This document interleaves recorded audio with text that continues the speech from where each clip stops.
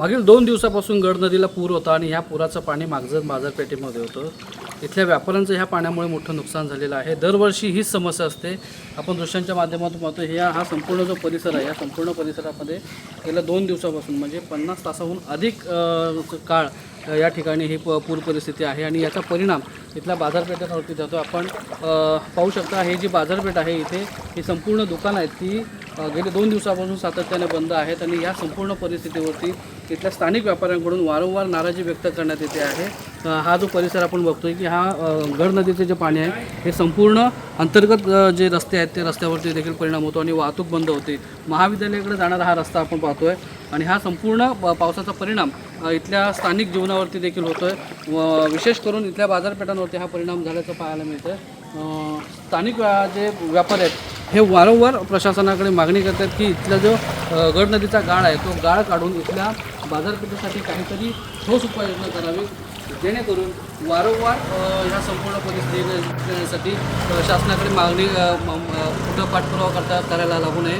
आपल्यासोबत इथले स्थानिक व्यावसायिक आहेत त्याचसोबत सरपंच आहेत त्यांच्याकडून जाणून घेऊया. प्रशासन मला सांगा ही समस्या केव्हापासून आहे आणि काय नेमकी तुम्ही मागणी केली होती तुम्हाला यश किती आलं?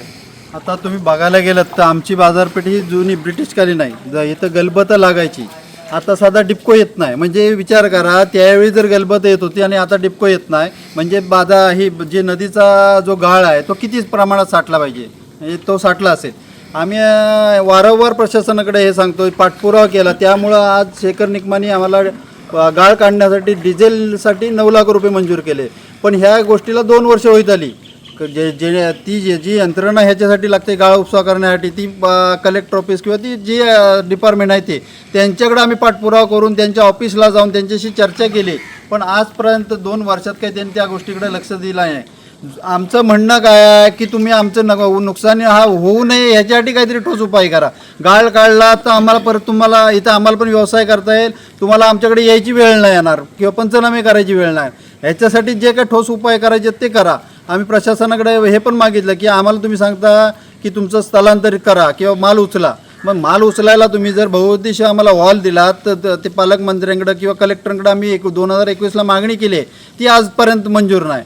मग त्या गोष्टी जे आम्हाला हव्यात त्या आम्ही द्या ना. म्हणजे आमचा काय प्रश्नच येणार नाही की गाळ उपसा झाल्यानंतर पूर भरणार नाही पाणी येणार नाही आमचं नुकसान होणार नाही. त्या गोष्टीकडे प्रशासनाकडे लक्ष द्यावं. दरवर्षी पुराची इथं परिस्थिती असते. व्यापाऱ्यांचं किती नुकसान होतं आणि कशा पद्धतीने हा सगळ्यांना तोंड द्यावं लागतं? मग व्यापाऱ्यांचं नुकसान म्हटलं तर आर्थिकदृष्ट्या 1 लाख 1.5 लाखाच्या वरतीच होतं आणि जेवढे दिवस पुराचं पाणी आपल्या बाजारपेठेत राहणार तेवढे पट्टीत ते नुकसान वाढत जातं.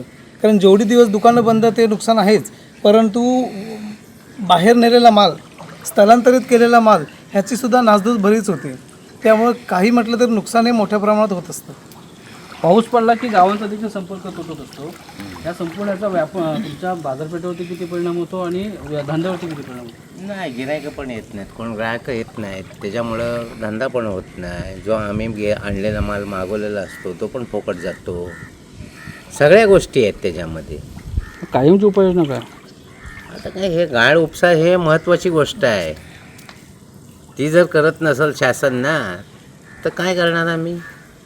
पण हे जे नुकसान होतं किंवा पाणी भरतं हे दरवर्षीचं आहे. याच्यावरती ठोस उपाययोजना व्हायला नको? हो ते काय आम्ही काय करणार? शासनानं पण काहीतरी त्याच्यावर उपाय काढायला पाहिजे ना.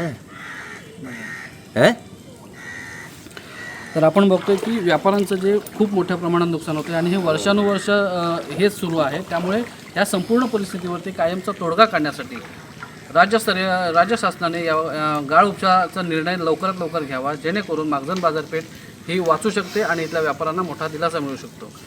स्वप्नील घाग, एबीपी माझा, संगमेश्वर, रत्नागिरी. एबीपी माझा, उघडा डोळे बघा नीट.